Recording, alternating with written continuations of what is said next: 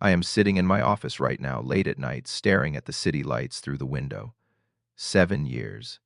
7 years of 80-hour weeks, sleepless nights, and sacrifices nobody saw. I built this company from nothing, from $12,000 and a dream. And tonight, it is worth $15 million. But none of that matters to my mother. She called me 3 days ago and said 9 words that shattered everything I believed about family. Give him 50% by Friday, or you are no longer my son. Before we dive into this story, let me know in the comments where you are watching from today.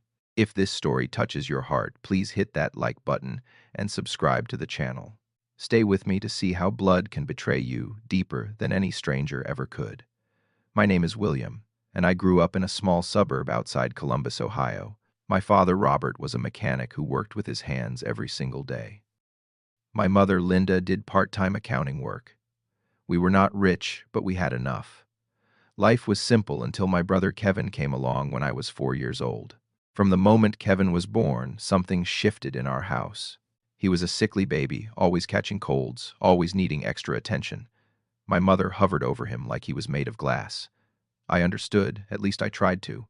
He was fragile. He needed her more than I did. So, I learned to take care of myself. By the time I was 8, I was making my own breakfast, packing my own lunch, and walking myself to school. I did my homework alone at the kitchen table, while my mother sat with Kevin helping him with his. I never complained. I thought that was just how things were supposed to be. I remember my 10th birthday with painful clarity.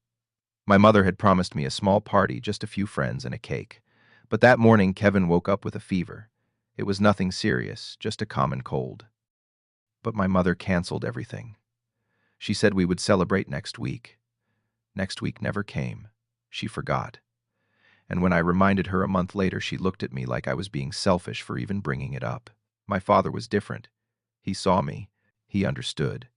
Every Sunday, he would take me to his garage and teach me about engines, about hard work, about earning your place in the world. He would look me in the eyes and say, "Son, nobody owes you anything in this life. You want something, you work for it.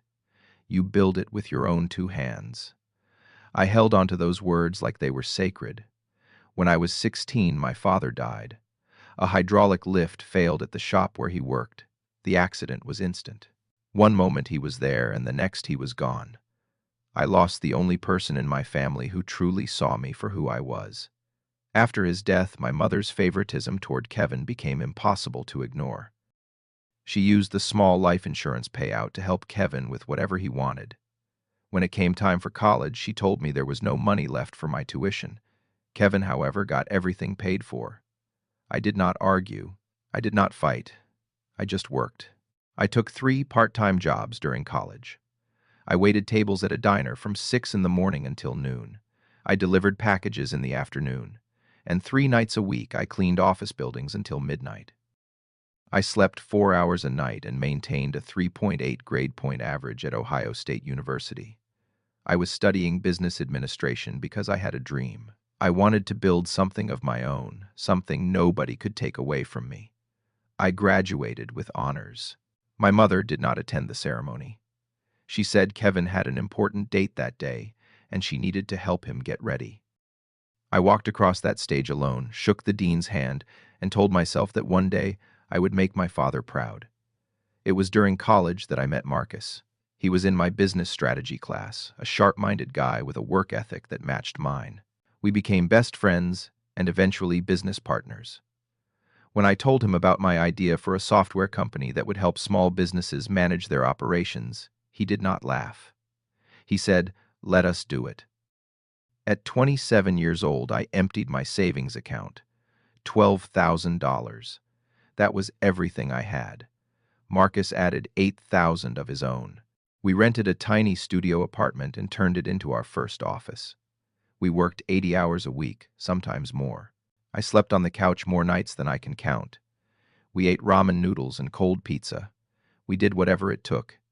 Meanwhile, Kevin dropped out of college in his 2nd year. He said it was not for him. My mother did not scold him. She said he just needed to find his passion. Over the next several years, Kevin tried many things. He opened a bar with money my mother gave him. It closed in 6 months because Kevin never showed up to work. He decided to become a DJ. That lasted 3 months. Then he got involved in some online business that turned out to be a pyramid scheme. Each time he failed, my mother made excuses. It was the economy. It was bad luck. It was never Kevin's fault. I remember one Thanksgiving when Kevin asked me for a loan. $5,000, he said, for a new business opportunity. I gave it to him because my mother was watching, and I did not want to cause a scene. He never paid me back. When I brought it up a year later, he laughed and said, "Come on, bro, we are family. You do not charge family." Every time I achieved something, my mother's response was the same. She would listen for a moment, then ask, "Can you help Kevin with something?" I kept waiting for her to say she was proud of me. She never did. By the third year of our company, things started to change. We landed our first major client, a regional retail chain that needed our software across 42 locations. That contract alone brought in $500,000. For the first time, Marcus and I could afford to rent a real office. We hired 5 employees. We were no longer just two guys with a dream. We were a real company. I worked harder than ever. I wanted to prove that my father's lessons meant something. I wanted to build something that would last. And slowly it was happening. In our 4th year, I met Sarah at a business conference in Chicago. She was a marketing manager for a tech startup, smart and driven and beautiful. We talked for 3 hours that first night, and I knew she was special. She understood ambition. She understood sacrifice. And when I told her about my family, she did not judge. She just listened and held my hand. We got married 2 years later in a small ceremony. My mother came, but she spent most of the reception talking about how Kevin was thinking about starting a new venture. Sarah just smiled and squeezed my hand under the table. She knew. She always knew. By year 5, our company had grown beyond anything I had imagined. $2 million in annual revenue. 25 employees. We moved into a proper office in downtown Columbus with glass windows and a conference room. I would sometimes stand at those windows late at night, looking at the city, thinking about my father. I hoped he could see me. Year 7 was when everything came together. We closed a Series A funding round that valued the company at $15 million, $6 million in annual revenue, 50 employees who depended on us. Marcus and I had built something real, something lasting. I was 34 years old, and for the first time in my life, I felt like I had proven myself. But as my success grew, so did the phone calls from my mother. It started subtly. She would call to chat, but the conversations always turned to Kevin. He was struggling. He needed help. Did I have any job openings at my company? The first time she asked, I tried to explain that Kevin had no relevant skills or experience. She got angry and did not speak to me for 2 months. Then came the direct requests for money, $30,000 so Kevin could open a car wash. I gave it to her because I still wanted her approval, still hoped that maybe this time she would see me. The car wash failed in 4 months. Kevin stopped showing up after the first week. One afternoon, Kevin appeared at my office, unannounced. He walked past the receptionist, barged into my office, and demanded that I make him vice president. He said he deserved it because he was family. When I refused, he started screaming at me in front of my employees. He called me selfish and ungrateful and said I owed everything to our mother. Security had to escort him out. That night, my mother called to yell at me. She said I had humiliated Kevin. She said I was tearing the family apart. I apologized, even though I had done nothing wrong. I always apologized. A few weeks later, I learned something that made my stomach turn.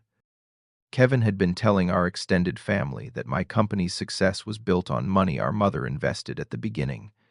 He said she had given me $50,000 to start the business. It was a complete lie.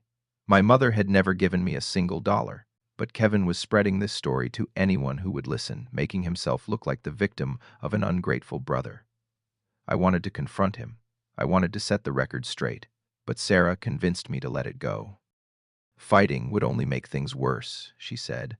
I listened to her because I was tired, so tired of fighting for scraps of love that would never come. About 2 weeks before the ultimatum, strange things started happening. My mother visited my office for the first time ever. She asked for a tour, which I was happy to give. But her questions were odd. She wanted to know how much the company was worth. She asked what would happen if I sold it. She inquired about how ownership worked. I answered her questions because I thought she was finally taking an interest in my life. I was so desperate for her attention that I did not see what was really happening. Kevin also started reaching out more frequently. He texted me asking to grab a beer, which he had never done before. When we met, he asked strange questions about stock and shares and how companies divide ownership among family members. I thought maybe he was finally trying to learn something. I thought maybe he was changing. Sarah was not fooled. She looked at me one night and said, "Something is not right, Will. They are planning something." I dismissed her concerns because I wanted to believe the best in my family. That was my mistake. The call came on a Monday evening. My mother said she needed to see me urgently at her house. Something in her voice sounded different, harder somehow. I told Sarah I would be back soon and drove over alone.